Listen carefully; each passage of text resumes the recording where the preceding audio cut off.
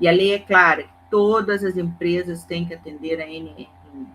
Todas as empresas que têm funcionários registrados têm que ter.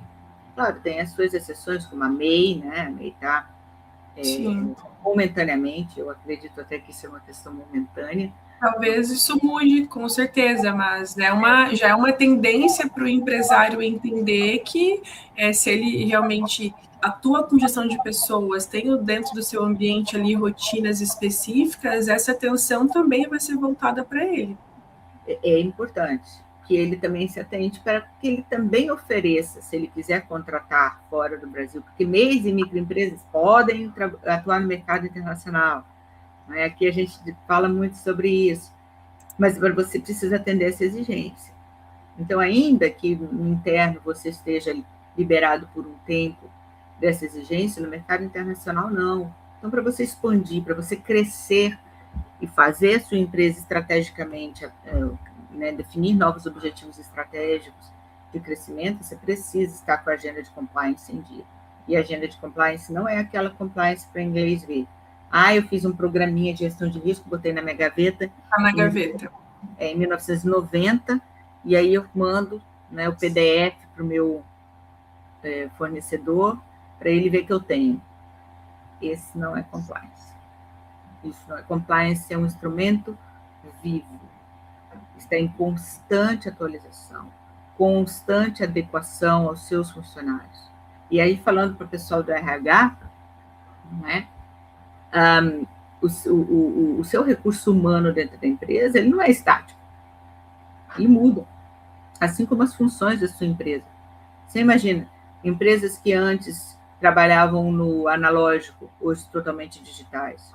Tudo mudou, o ambiente de trabalho mudou. Não é? Então, você precisa adequar sempre. Ainda que a lei fale de 2 em 2 anos, eu diria que 2 em 2 anos é muito. Não é? Existem ambientes de trabalho, especialmente no setor de tecnologia, você tem que fazer essa atualização sempre. Porque o ambiente muda, as necessidades mudam, as pressões mudam. Então, você precisa atualizar isso. Então, não é o compliance aquele, aqui, ó, tem uma, na minha gaveta tem um negócio aqui que a gente nos tira desde 1992. Quando alguém pedir, eu apresento. Quando alguém pedir, eu mando aquele arquivo de PDF. Isso, por exemplo, já depois contra a empresa. A empresa que envia esse tipo de compliance é o outro lado. Ela fala, esse programa de gestão de risco aqui, datado, assinado, sim, mas em 1990, sem nenhuma atualização, não vou ser meu parceiro. Pelo risco, aí você tem outro tipo de risco. Não é? Você lidar com um parceiro que não está atento a essas exigências, você também se envolve em riscos. E a gente viu muitos casos no Brasil, só ilustrando isso que a gente está falando, empresas, grandes nomes de varejistas brasileiros e internacionais que atuam no Brasil, que não verificaram os seus fornecedores.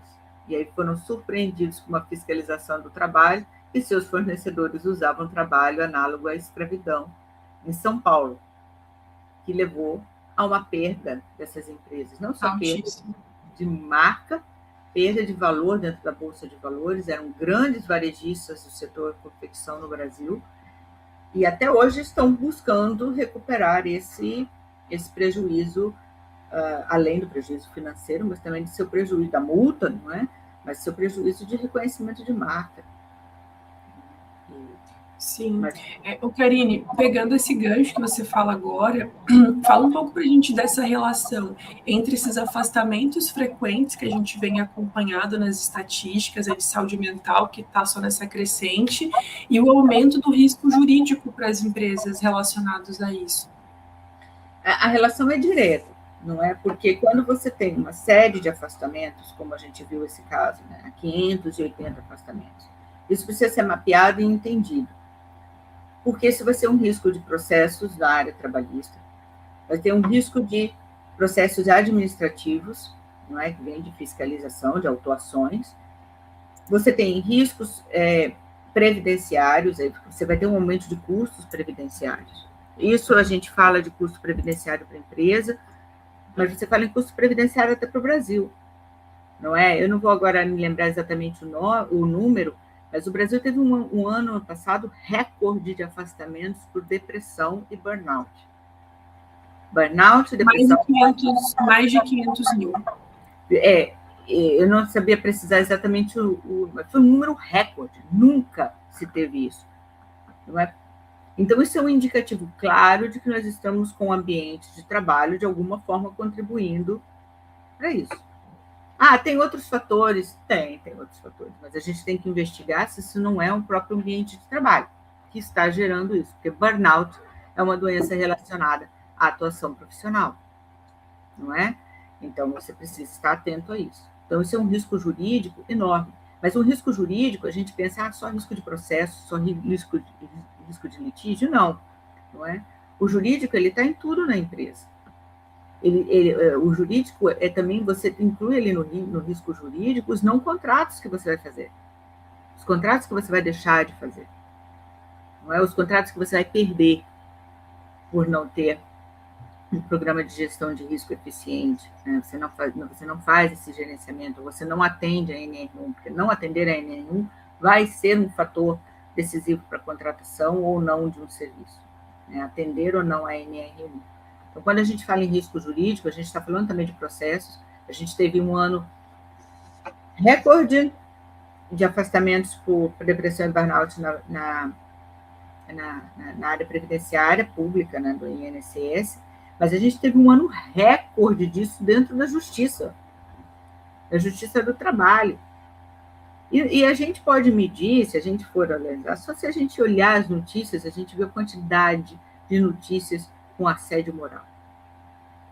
Só aí você já calcula o tamanho desse problema se refletiu, porque a justiça reflete o que a sociedade vive.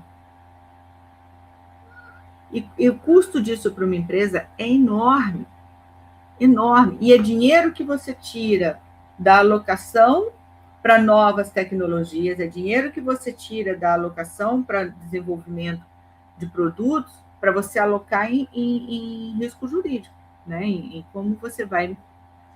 Não é mitigar, porque mitigar seria no programa de gestão de risco. Como que você vai lidar com a contingência de processos? E já tem empresas brasileiras... Ou seja, já aconteceu, o problema ele já estourou, e aí? Já é dano. Existe uma diferença muito grande de você lidar com risco.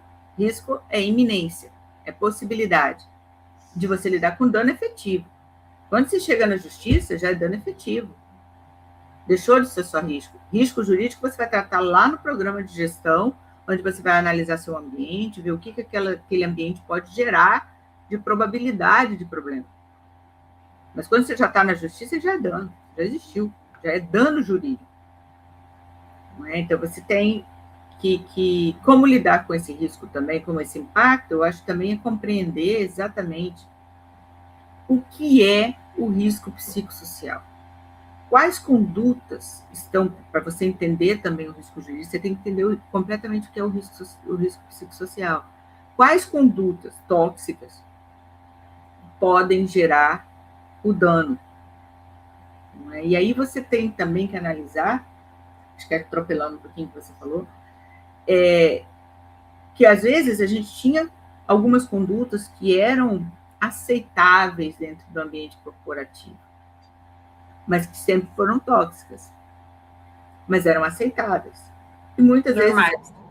Vezes a gente eram normais, né, apesar de não serem éticas às vezes, até, mas eram ilegais muitas vezes, mas eram condutas dentro da prática. E às vezes quando a gente vai implementar um programa de compliance dentro de uma empresa, fala, mas sempre foi assim. Mas meu pai trabalhava assim. Não é? E você precisa romper com essa ideia do sempre foi assim. Dentro dos funcionários mesmo, você vai ter essa resistência, né? Dentro dos trabalhadores. Mas você tem que romper essas resistências. E aí é parte, função de todo o corpo que compõe aquela empresa. Não é? Então, você tinha antigamente um ato de gestão, vou dar metas impossíveis de serem alcançadas, assim o meu funcionário nunca vai descansar, ele vai sempre correr atrás. Era aquele cachorrinho correndo atrás da linguiça, sabe, do desenho animado? Ele não quer pegar. E a empresa sabia que ele não quer pegar. Mas era dado essa meta para incentivá-lo a nunca parar. O que esse ato gerencial provocou? Uma geração exausta, frustrada, né? Uma leva de funcionários exaustos, frustrados, insatisfeitos, improdutivos, que começaram a pensar, já que eu não vou alcançar a mesma meta, já nem vou tentar. Não é? Então, condutas que eram antes normalizadas, a gente precisa entender que hoje elas são condutas tóxicas e precisam ser revistas. E também isso envolve revisão do próprio ambiente, do próprio clima organizacional. Então, hoje a gente vê muito falar de assédio moral, jornadas abusivas. Né? No Japão teve um caso de uma funcionária que morreu em razão das jornadas abusivas. Ela morreu dentro da indústria. Não é? Mas porque fazia não sei quantos 1000 horas extras, não sei o quê. E às vezes você sai do trabalho, você encerra ali seu trabalho, mas você levou o trabalho para casa. A jornada continua. Não desliga, né? Não desliga. Então a gente precisa começar a repensar todo o clima organizacional para que a gente possa atender a NR1. Por isso é tão complexo, olha. É muito, é bastante mesmo. E aí a gente entra num bloco importante agora, que é olhar esse trabalho conjunto, né, entre RH, jurídico e saúde, que é a tríade de prevenção que a gente tanto fala, que é tão necessária para evitar tudo isso que a gente está trazendo aqui de tão alarmante.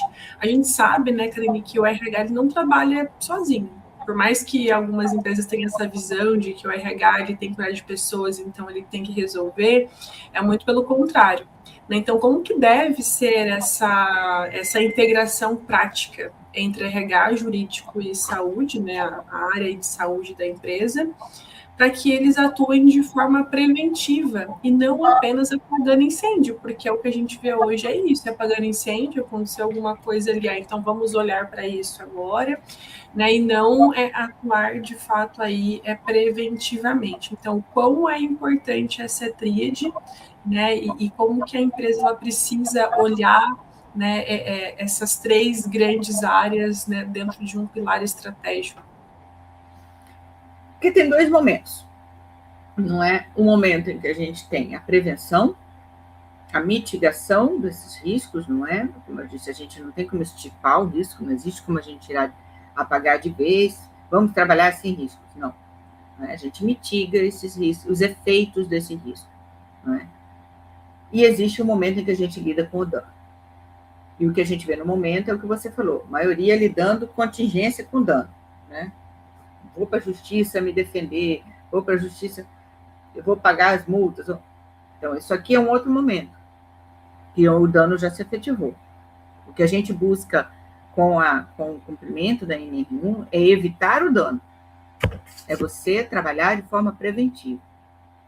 E de forma preventiva, você precisa estabelecer um procedimento. E nesse procedimento, não é papel só do RH, não é papel do departamento pessoal, não é papel só das lideranças. Não existe compliance só feito pelas lideranças, não existe compliance feito somente pelo RH e pelo departamento pessoal.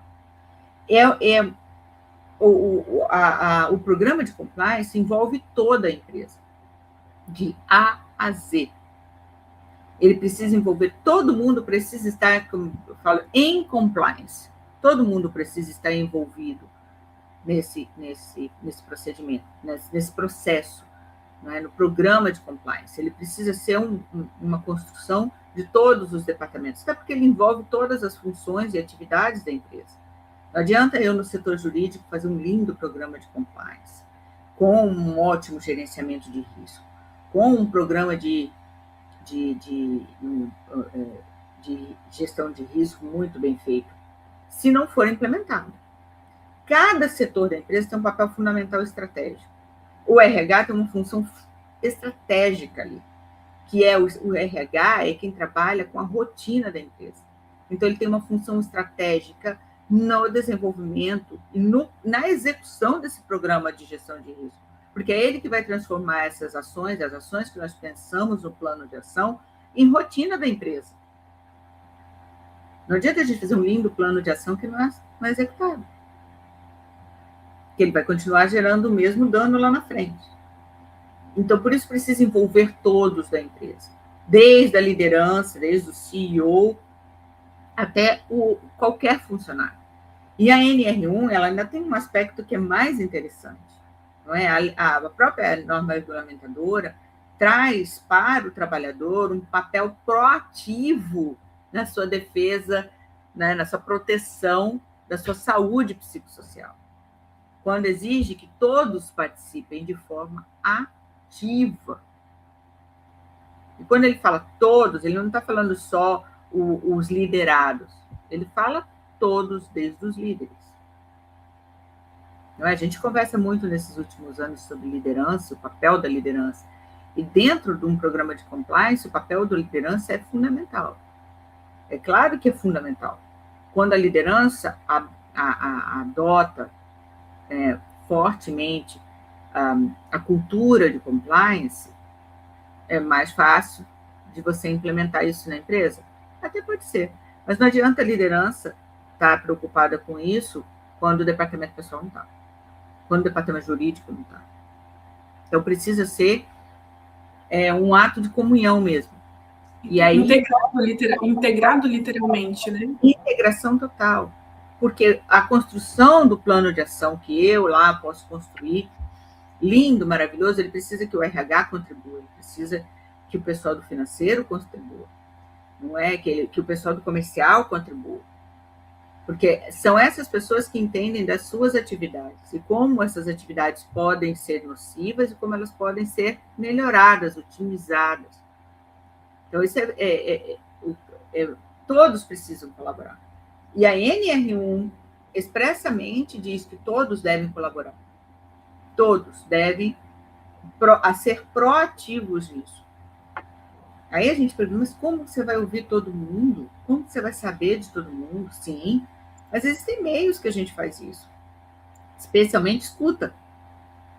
Escutativa, não é? Que é a expressão que a gente usa. Escutativa. Questionários permanentes. Não é só questionário para eu formar um plano de ação e esqueci o plano de ação lá. Pronto, já fiz plano de ação, mandei um questionário, acabou. Nunca mais. Não.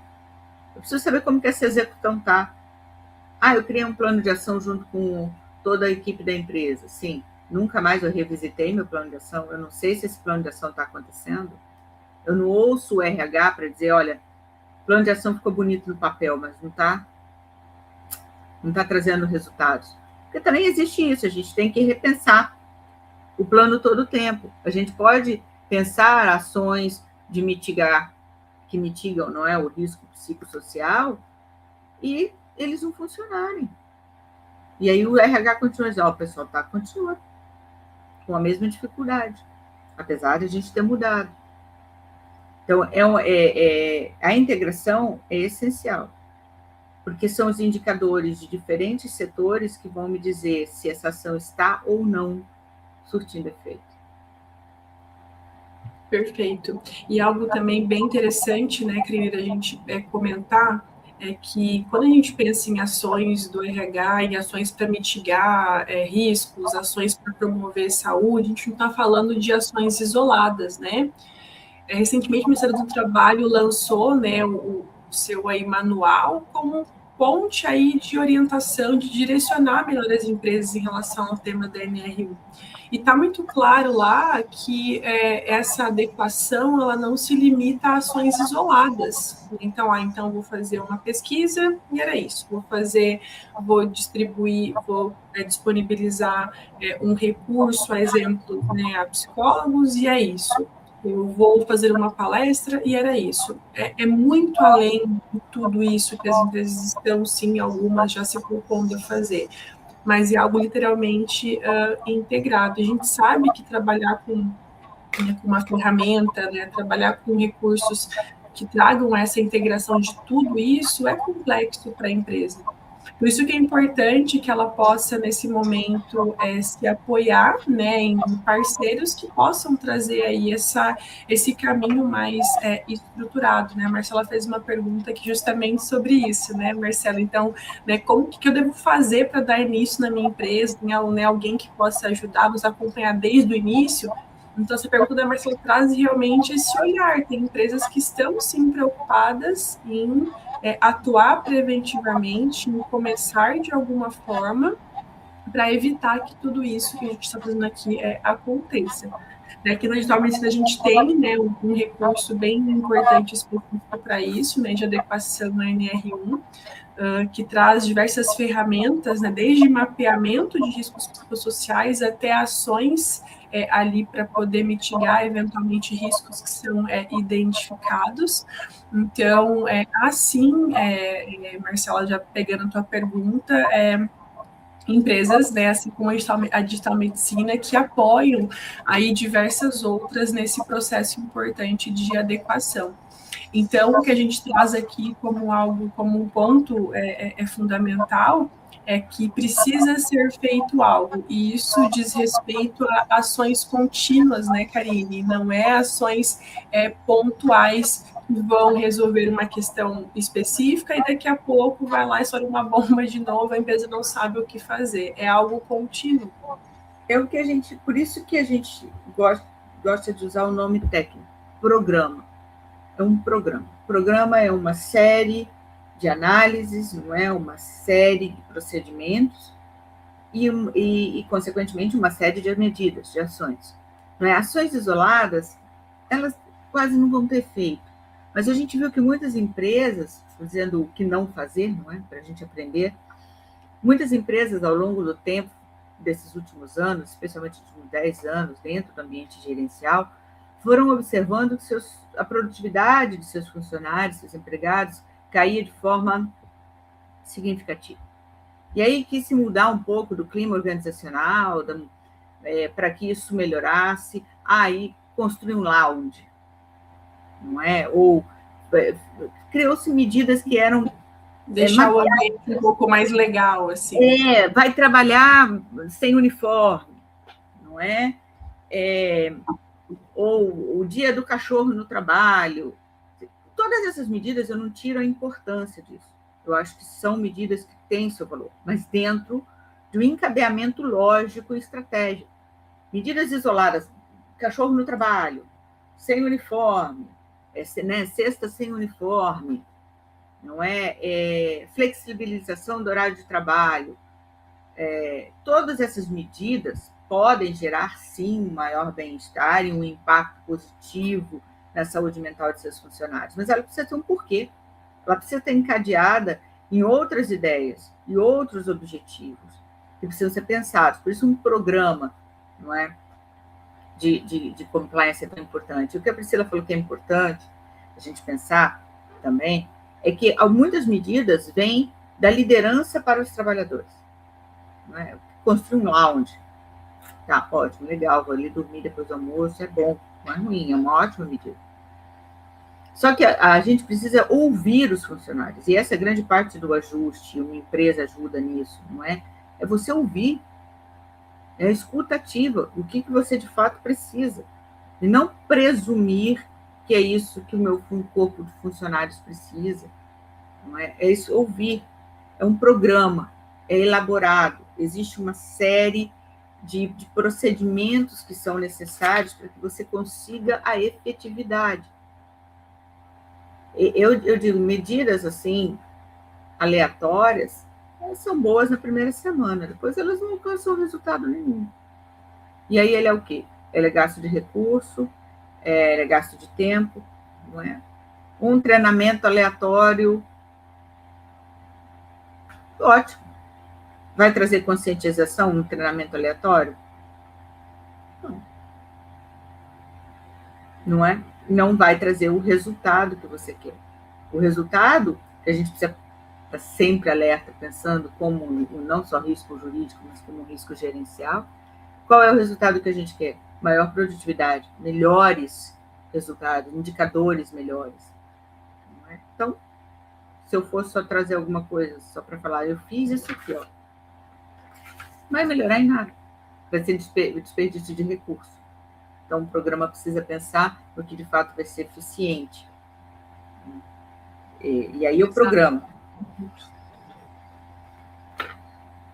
É um conjunto de ações, perfeito. Bom, Karine, já indo aí para o nosso final, né, desse bate-papo que está super produtivo, tenho certeza que muitas pessoas estão pegando aí várias ideias, né, vários insights. Para o profissional de RH que está nos assistindo, está nos acompanhando, enfim, para as empresas e instituições que querem começar, de fato, a transformar e aplicar essa, né, a NR1 aí amanhã. Né? Hoje, 1 de maio, que estava tendo na porta já, ou seja, isso já vem sendo trabalhado aí há um bom tempo. Então, nosso papel aqui, enquanto empresa, dentro desses eventos, inclusive, trazer informação, conteúdo de qualidade para munir as empresas aí de conhecimento e ações práticas, obviamente. Mas qual seria seu conselho de ouro, né, aí para esses RHs, para essas empresas que estão nesse momento aqui nos assistindo e, obviamente, né, outras que vão assistir aí na sequência para, peraí, onde que eu preciso fazer, onde que eu vou, o que é importante, enfim. Acho que eu não vou nem falar um conselho de ouro, vou falar que é o que todos nós estamos buscando, não é? A busca de melhoria, ela tem que ser constante. Todos nós estamos buscando isso, não é? Buscando formas de nos tornarmos empresas melhores, profissionais melhores, ambientes profissionais melhores, de gerir nossas empresas melhores também. Mas eu acho que a palavra é prevenção e escuta. Escuta. Eu só poderei melhorar o ambiente de trabalho da minha empresa se eu ouvir as pessoas que estão ali. Sem que eu presuma.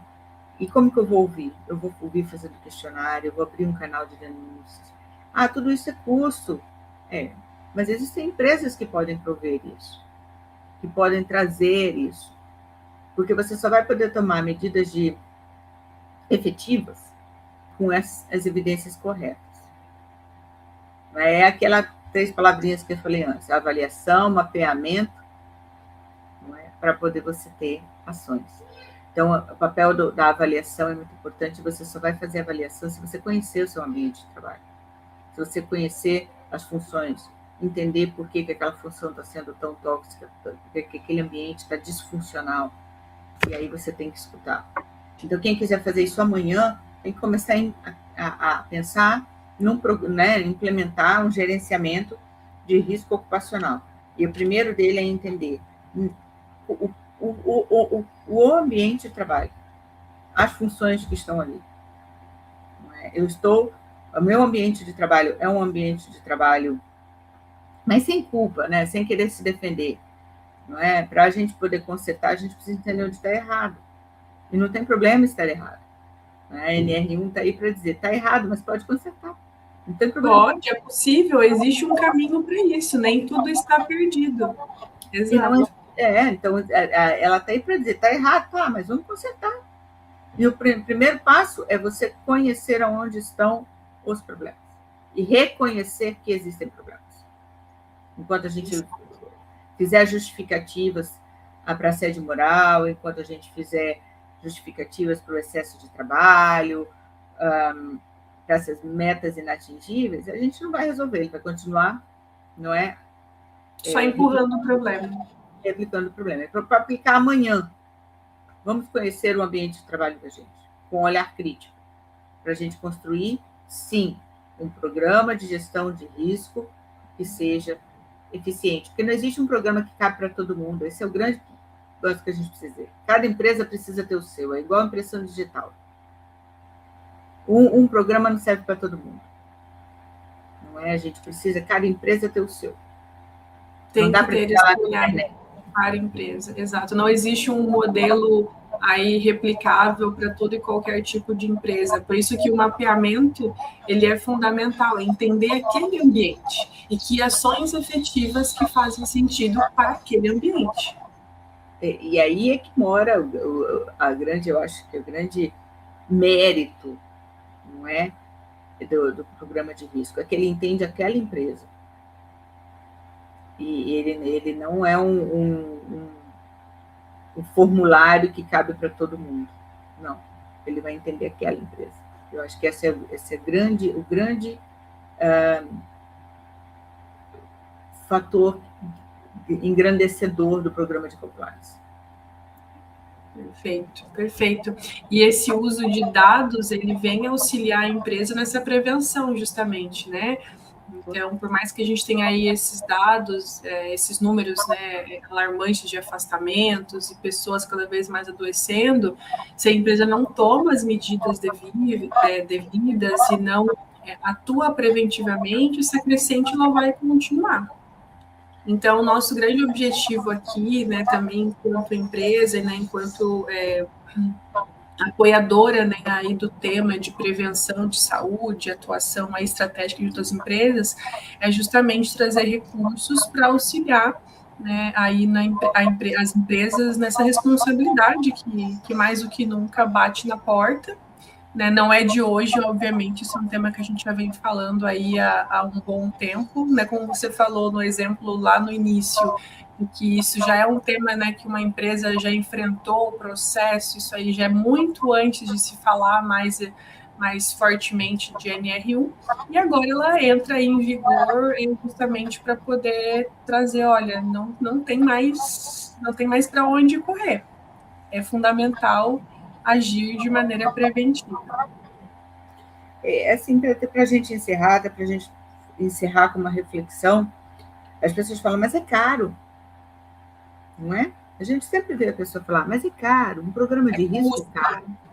É custo. Agora, a gente para pensar, é caro prevenir ou é caro você lidar com contingência? Vou dar o exemplo de uma empresa varejista da área de supermercados do Brasil, que foi condenada a pagar 5 milhões de reais por dano moral coletivo aos seus funcionários. Era mais caro. Havia? O que é mais caro? Era mais caro prevenir? Ou era mais caro pagar 5 milhões de dano moral coletivo?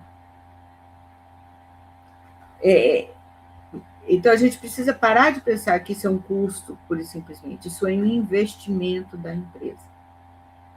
Investimento em seu próprio crescimento. Investimento em sustentabilidade. Porque esses 5 milhões que a empresa vai pagar, ela vai tirar da compra de nova tecnologia, do desenvolvimento comercial, de um ampliamento, né, de suas atuações. Ela vai tirar dali. Ela vai retrair para poder lidar com uma contingência que ela poderia ter evitado. Exato. E é também um tema, né, Karine, ligado à própria redução de custos para a empresa. Quando a gente trabalha na prevenção, na mitigação desses riscos, no olhar estratégico, a empresa ela vai reduzir custos. Onde esses custos vão ser reduzidos? Em menos afastamentos, né? Dentro de uma produtividade adequada para as pessoas que fazem parte daquele ambiente. Então, ela tem que enxergar isso como um investimento somado a uma redução de custos que ela vai ter efetivamente com isso. A redução de custos é um dos fatores mais importantes quando você implementa um programa de gestão dos riscos. Por quê? Porque para e pensa, se a gente for pensar no nosso micro-universo, não é?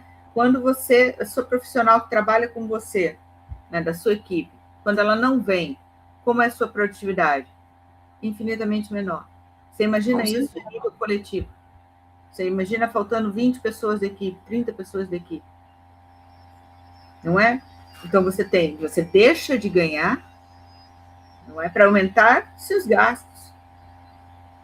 Então, você não tem só redução de custos, você investe em uma performance melhor. Você investe em melhores resultados. É um investimento mesmo. Você põe aqui para colher ali na frente coisas muito melhores e reduzir seus gastos.